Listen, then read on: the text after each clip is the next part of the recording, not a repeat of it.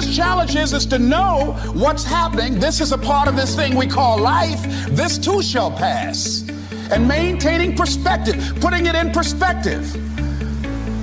See, a lot of us, because of our limited vision of ourselves, a lot of us who begin to focus on problems and enable them to overwhelm us, we begin to think that we have no options. We begin to believe that there's no way out. You've got to make those kind of declarations to yourself. I'm unstoppable. This will not get me down. What are some of those things that you can do during this period of time?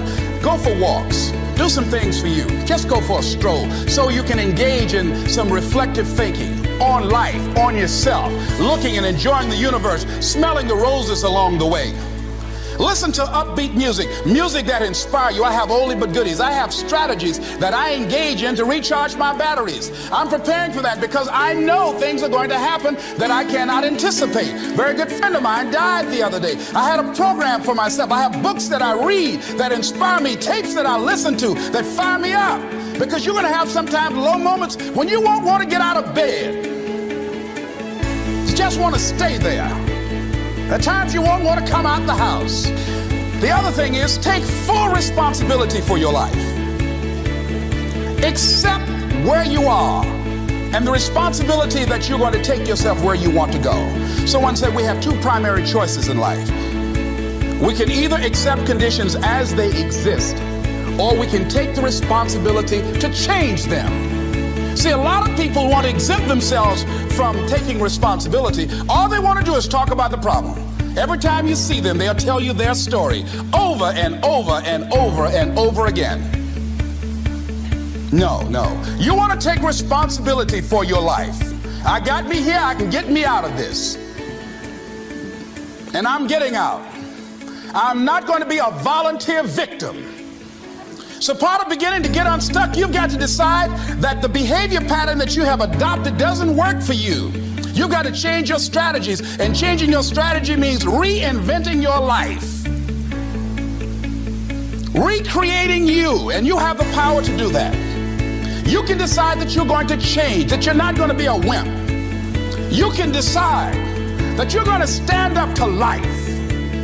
You can decide that I'm going to live each day as if it were my last. You have the power to make that decision. You can decide I'm going to work on myself and develop myself. I'm going to empower me. And all of these things that are happening to me right now, they're just temporary inconveniences. They're not stronger than I am. I'm in charge here. Next thing is separate what you do from who you are. That's what the guilt trap is about. See, a lot of folk won't let you forget what you used to do or what you have done, what mistakes you've made. All of us have made some mistakes in life. All of us have done some things that if we had them to do over again, we wouldn't do it again. There are a lot of things that if I had it to do over again, if I knew then what I know now, I would have done it differently. Well, it didn't happen that way. And that's what you call life. I didn't do it like that. Oh, you don't want me to live that down, huh? You want to keep on putting that in my face about what I did. Guess what? I'm not interested.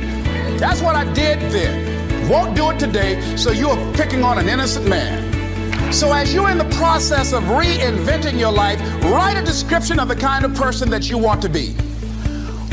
What are the things that you must overcome?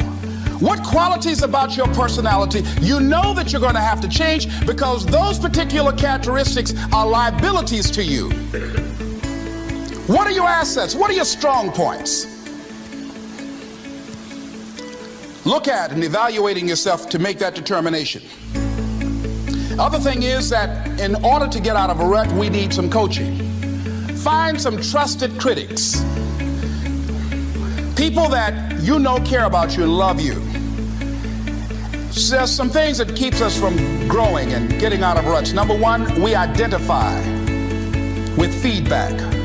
We take it personal when someone wants to give us some feedback on where we are falling short, tell us about our blind spots. We want to have everything being positive about us. We're not perfect. Get a support group, somebody that you can talk to. People who perhaps might have a similar problem. Support groups are very powerful, that you can share some of the challenges that you're going through, and it might be a situation where one person can give you an idea of how they handle that situation and create an opening for you. Begin to stimulate some possibilities in your mind on how you can resolve the problem. We can't grow by ourselves. As I mentioned before, we grow from people and projects. The other thing is about life, when things happen to you, when you permit things to use you, you can't change the past, but you can interpret. You can reinterpret how you see it. For years, I was going around with a heavy load on my shoulders, feeling bad because I was adopted. Doing interviews for adoption agencies and foster homes. And I was on television once, and I told these people in this particular interview that I was giving away my twin brother and I when we were 6 weeks of age. A friend of mine, fortunately, was listening to the program. And she said, "Les, I'd like to have lunch with you." And so I went over to see her. She said, when a woman carries a baby for 9 months, feeling that life movement in her, it's automatic and natural for her to learn to love that baby, to expect it to come here when she bears the pain to bring it into the world. Your mother, Mamie Brown, when she came in to adopt you guys, she didn't go through that process. She looked at whoever your biological mother was and said, "I'll take him." You weren't given away less. You were chosen with love. Same circumstances, same event, but reinterpreted. An interpretation that empowers me. So when you begin to look at your past, give an interpretation that empowers you. That's where I used to be. That's not where I am now. I'm growing.